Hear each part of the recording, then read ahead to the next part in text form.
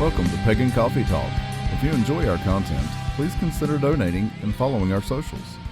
Now, here are your hosts, Lady Alba and Lord Knight. Okay, so in all your years of practicing Lord Knight, Yes.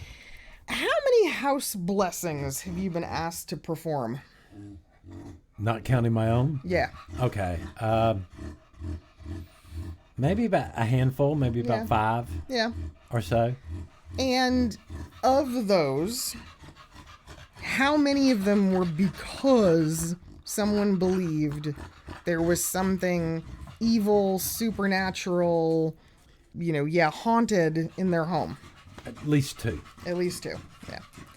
And of those 2, were either of them correct in that assumption that there was something happening? I'm going to go out on a limb and say there was one that was an actual haunting, but it wasn't like a bad... It was more like a mischievous child. Nothing actual harmful. Yeah, nothing to be overly concerned about. But, the knocks in the attics and stuff like that, and an old farmhouse sort of unravels more modern day people. Yeah. So I do think it's interesting that we typically teach our first degrees know how to do a house blessing. Right. It's a relatively basic practice. And it's very common for us to house bless our own homes at least once a year. Right. Right? And no, not with sage, god damn it. But, we're not smudging. But anyway, but often when people seek out witches, it's because they think there's something terrible in their home and they want us to get rid of it. Yeah. Now, in many instances, we are equipped for this. Right. But what I find is more often than not, these people, upon some questioning, some investigation, they don't need what they think they need. Their house is... No, they either need a plumber and an electrician or some... To be quite honest. They need to stop watching so many goddamn ghost stories. Right. Because it seems to me that a lot of people want to believe that their house is haunted. They want to believe that someone died on their property. They want to believe that something has gotten through the veil that should not be there. I think the problem is you have the Aaron Brockovich phenomena here. Okay, explain. Aaron Brockovich. Okay. All right. This is a very unknown woman who just happens to stumbled into this best job ever, bonuses and all this lawsuit stuff. Right. Well, she found something out. Her story is pretty fascinating. But the point here is the reason there's a story about her is it doesn't really happen that often. The reason we have ghost stories is because they are rare. Right. That's why we find them fascinating. Yeah, the Catholic Church even, they go through hundreds of thousands of reports and of cases of things, and the percentage of actual exorcisms that they perform is very, very, very tiny. Most of them are simply debunked. Right. And the church goes, no, that's not what that is. They have investigators. They have people who actually do that.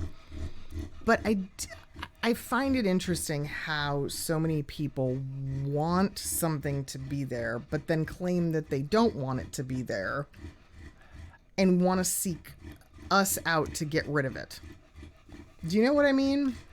Right. They want it to happen so bad that in a small percentage of cases, they invite it in. Right. I've seen that. Yes. I've seen that firsthand, where you've got an entire family, a whole household that is so obsessed with this that they literally invite it in. Right. Yeah, might as well just roll out the red carpet.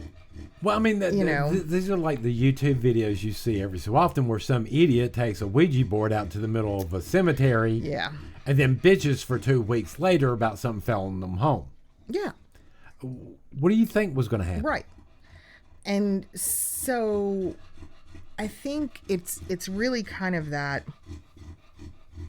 do we have to take that same approach of like, do we need to really investigate what's happening, determine if it's haunted, determine if it's paranormal phenomena, or do we just go in and do a house blessing and try to alleviate the fears of these people?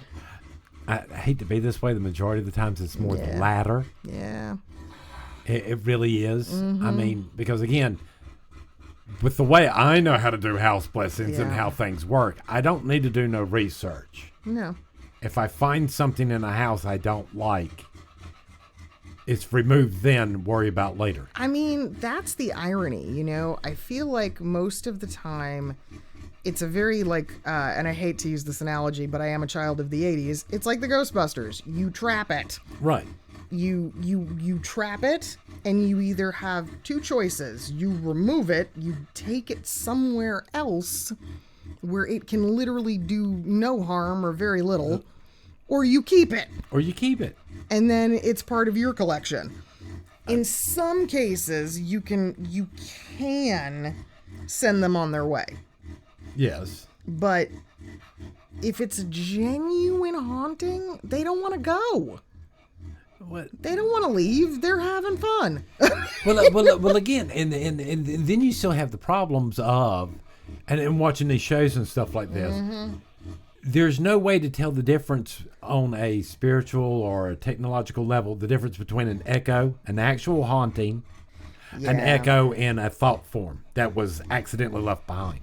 Well, so let's explain an echo, because I don't know how many people know what an echo is, but echoes to me are the most common form of quote-unquote haunting. The best example I found of them are the schools, where the older schools from the 50s and where they've converted them into housing. Yes. And now they hear, every so often they'll hear the bells and the kids laughing in the hallways. Yeah, but we also hear echoes exist where you've typically got someone who was hanged. You have them in certain cases of suicide. I mean, usually it is simply a rip in time where something is on a loop. Right. And there's no actual... No, there's nothing there. It's just a loop of a past event. It's like a scar of energy laid on top of that keeps on repeating over and over again. Yes, and usually I think it's because of the amount of emotional energy that was expelled around it during it, you know, whatever the case might be. What was going on at the time? It's intense.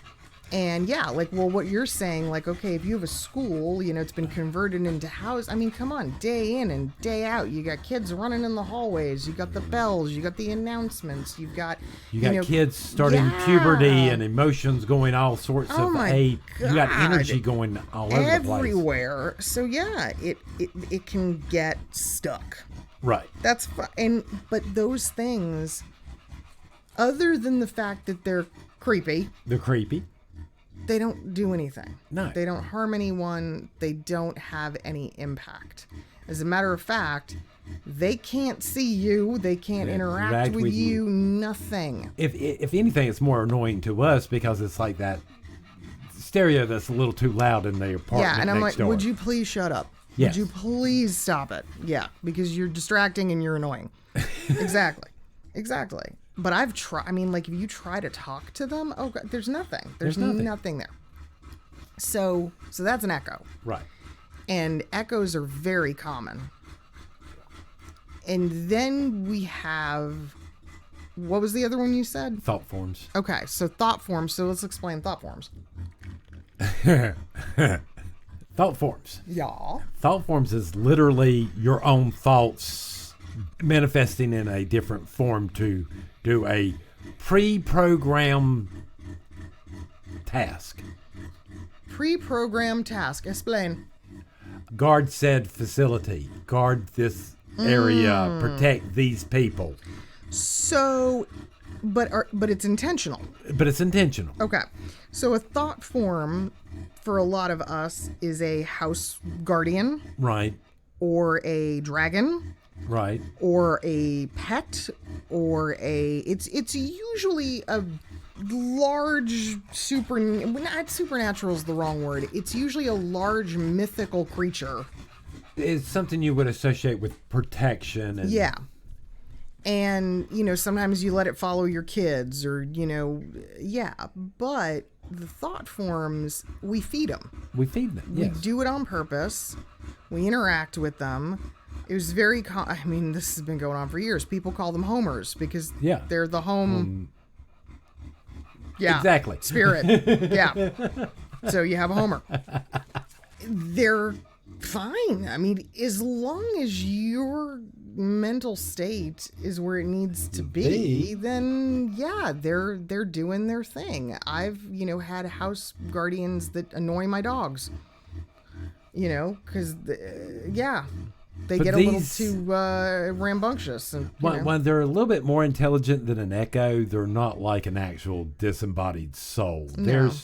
There is some intelligence behind them, but their intelligence is nothing more than like a dog. Yes. Or a little bit higher than a dog. But it's in that category. That's why I say pet. Yeah.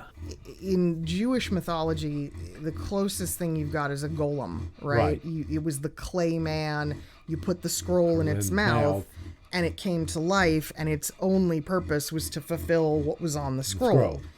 But it's a lump of clay, literally. It has no thoughts of its own. That's it. That's it.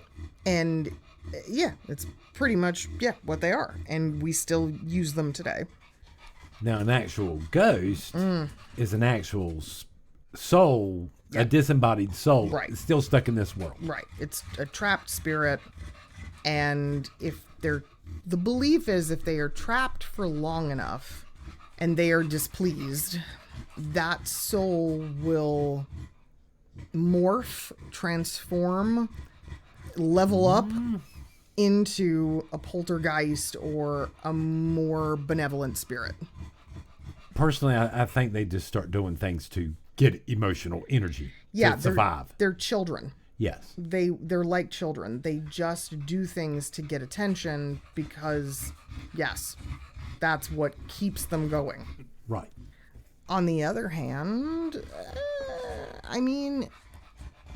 there are, there's the occasional thing. I'm going to go with that word, that's not supposed to be here.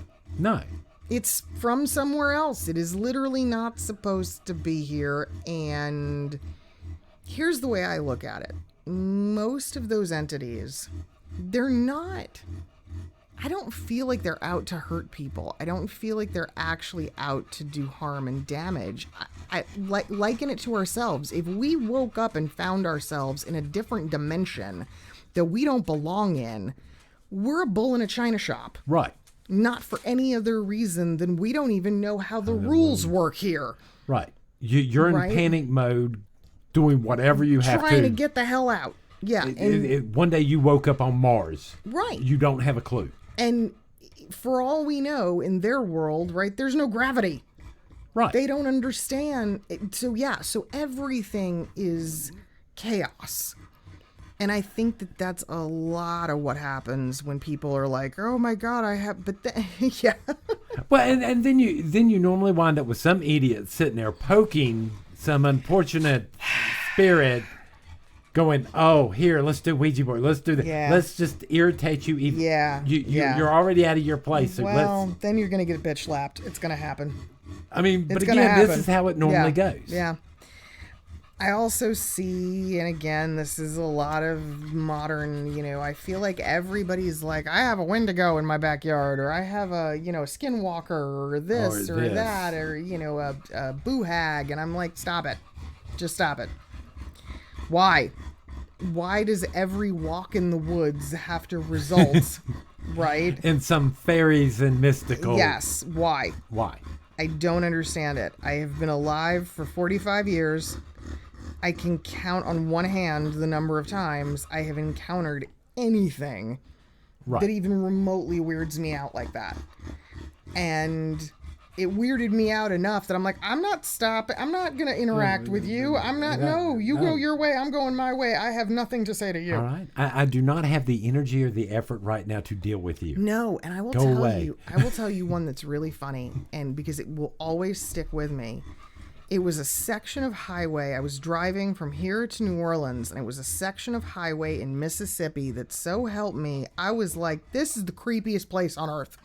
It was a death highway, and it was the amount of roadkill, right? And dead animal. I was like, this is not normal. I was like, I get that there's a lot of critters out here, and we're kind of in the middle of nowhere, but I was like, no. This is excessive. And I just remember being icked out, and I was like, I would not get out of the car if you paid me $1 million. I want to get through this and out of here as fast as I can. And literally, when we were out of whatever county it was, fine. I was like, okay, that was weird. I can't say nothing. I still want to go try to slip into the side of the devil's circle to see if I wind up on the outside. Oh, you're funny. You're funny. See, and I'm always just like, I see a crossroad and I giggle. Because I'm like, let's get out and play in the crossroads. But I don't know. I think that too many people, they want to have something supernatural in their life. And we're back to this whole entire concept. Everybody wants to be special. Yeah. And I hate to bust bubbles, but I mean, there's just not that much of that. And I feel like unless you really are psychic, unless you have that gift and it's strong, right? You probably aren't encountering much of anything. Yeah. No. Your best case scenario is, your electrical's putting off a little bit more of a field, magnetic field, making you feel awkward. Yeah. Or honestly, I've seen this too. Your circle's a little lopsided. Yeah. Mm-hmm.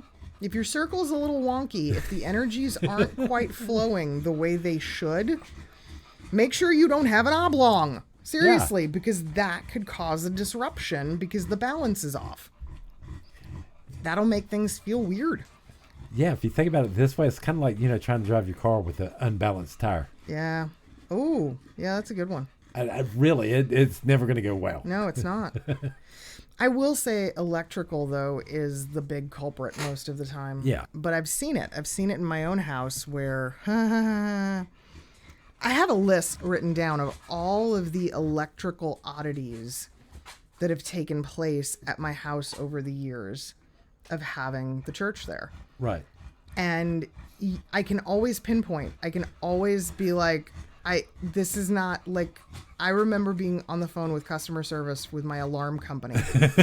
And they were like, yeah, this is really strange. Like the keypad is I'm like, you need to send me a new keypad. And they're like, no, we're going to try to walk you. You need to send me a new keypad. I'm like, I'm telling you, this thing's toasted. And sure enough, but again, circle gives off a shit load of energy, and it's powerful. And then what does it do? It dissipates. It dissipates within the dwelling, the ground, the area. Well, again, it's that agrarian field building up in the house. And I go, oh shit. Yeah. So anytime there's an electronic that craps out, or, I'm always the first one to be like, what day is it? When did we have ritual last? God damn it. Because that's usually it. I think we're going to have a problem in the future because the more delicate the electronics get, the more sensitive they get. I'm worried about Wi-Fi. Wi-Fi and Bluetooth are the ones. Bluetooth especially, it's not stable. No. As a tech. And so Bluetooth, there's a lot of bleed, there's a lot of overlap, there's a lot of feedback, interference. Yeah. And I think that interference is going to get worse, and it's going to make some things challenging because it will suppress some of our efforts. I think as technology gets to the point where we have to use more delicate voltages and stuff like that, the more sensitive this stuff's going to become to magic and other influences. Hey, all I know is our elders were analog as fuck, and I don't think in all cases that was because that was the only thing available. It was a choice that they made. I can see that. Yeah, like Lord Min was as analog as it gets, even though he was still around. Cell phones were here. Yeah. Like, we had the tech. It was around. But it just is so prone. I mean, don't get me going started. on the Lord Min, fritz. don't get. Let's get you started. Lord Min and the whole everything had to be brushed. You didn't roll nothing. Yeah, you painted a house with a brush. What? But that's, yeah, I can see where that's going to continue. And then, there's also the thing that we see a lot now is, but this again goes back less about the hauntings and the house blessings and more about just energy work.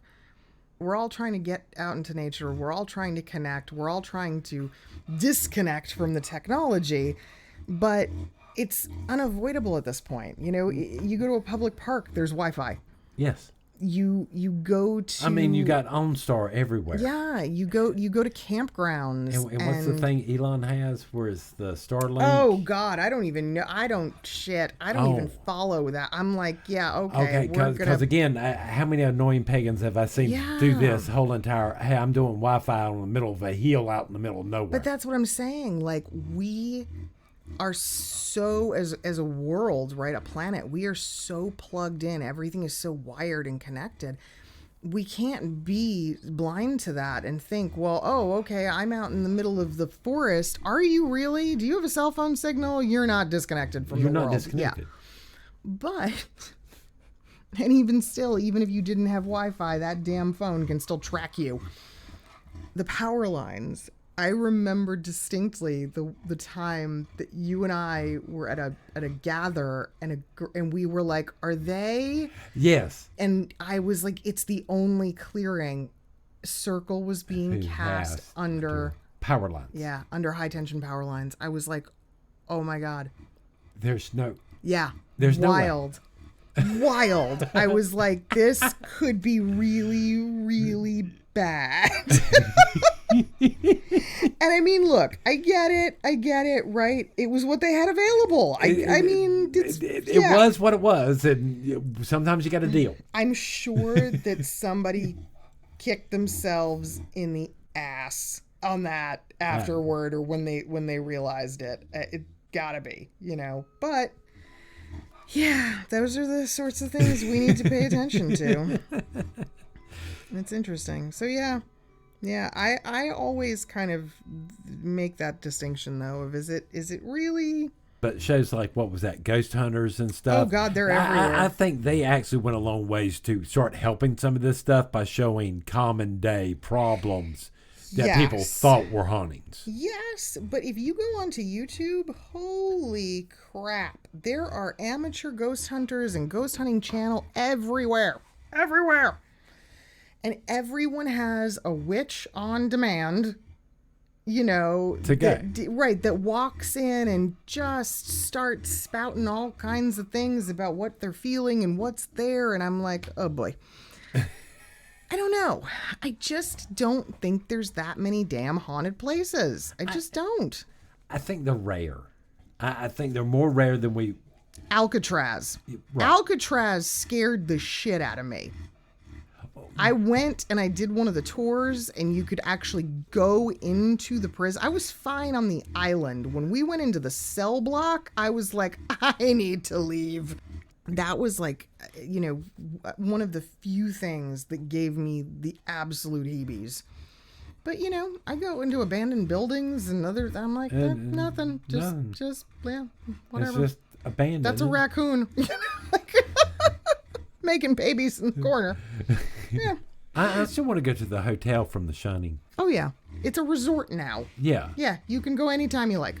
So, yeah, I think there's a little too much attention being put on the paranormal aspect of house blessing. But on the other end of the coin, do a damn house blessing. It's great. It's great.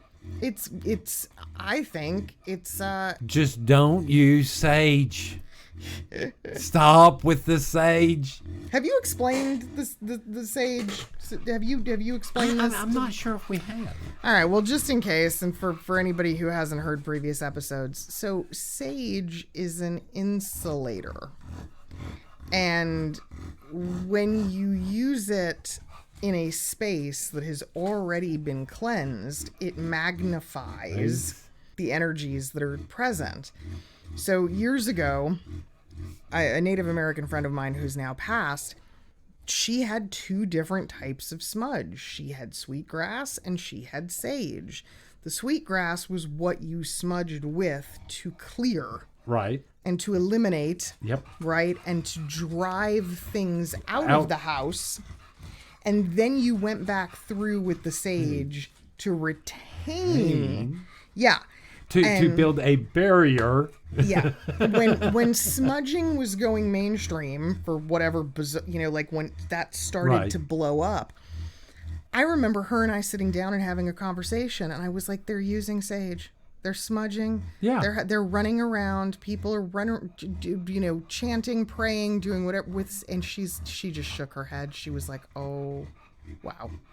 There was she couldn't understand why. I mean, again, people were smudging themselves with sage before going in a ritual space. Yeah. I'm like, okay.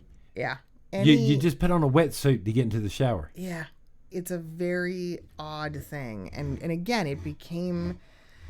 Look, I can't believe how many times I feel like I'm saying this now, but it became gentrified in a sense. Yeah. A practice that was absolutely aboriginal in nature and in its origin has been picked up by every other culture and all and I kind of laugh because I'm like, people talk about cultural appropriation. I'm like, hello. And y'all didn't even follow the instructions correctly. Yeah, it's absolutely appropriation to just go, I'm going to take this sage and put it in a shell bowl and then use a feather to hello. That is a Native American practice. And yes, you need to say hello, Butler. Yeah. he barked at me when I said hello. So know what you're doing when you're doing that kind of stuff. You can house bless with candles. You can house bless with regular incense. You do not need anything fancy to house bless, and you certainly do not need sage. But it is a nice idea to, just clean it out. It's like a spring cleaning. That's when most of us do it. Coming up, the biggest thing is open a window or a door, start there, and end there. That's it. Drive it all out. This is not a complicated procedure. No, not at all. Not at all. And there's, I'm sure, a multitude of different, house blessings online. But realistically, you don't need a chant. You don't need a lot of words. I know people that just say the Hail Mary and walk around the house. It's fine. You could do music. You could not. You can have everyone in the house participate or not. But you can do it yourself. Yeah. You don't need a witch. You don't need reinforcements to do it. In fact, I think if it's your house, you should be the one to do it. Why are you going to bring somebody else in to clean your garbage?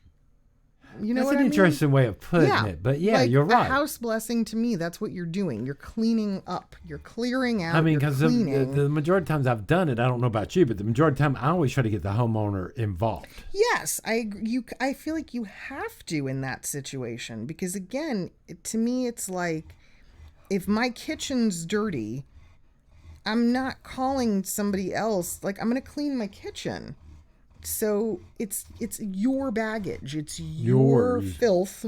You take it out. You need to do it. I'm just here to help you along the way. Yeah, we might be there to just kind of, I don't know, assist, I guess. Yeah, it's kind of silly. But yeah, anyway. More coffee? Yeah. All right. Thanks for listening. Join us next week for another episode. Pagan Coffee Talk is brought to you by Life Temple and Seminary. Please visit us at lifetempleseminary.org for more information, as well as links to our social media: Facebook, Discord, Twitter, YouTube, and Reddit. We travel down this trodden path, a maze of stone and mire, Just hold my hand as we pass by a sea of blazing pyres. And so it is the end of our days, so walk with me till morning breaks. And so it is the end of our days, so walk with me till morning